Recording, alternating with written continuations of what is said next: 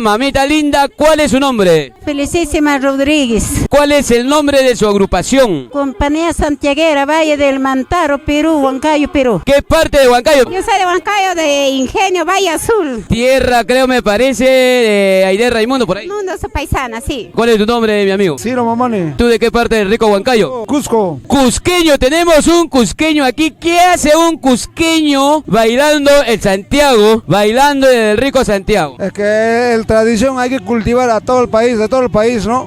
Nuestra identidad, que es nuestro folclore huanca, sureño y costeño. ¿Cuál es su nombre? Máximo Rodríguez. ¿Usted de qué parte de nuestro querido Perú? Soy de Huancayo, Ingenio, ricas truchas. ¿Solamente las truchas son ricas? Y las bailarinas de Santiago.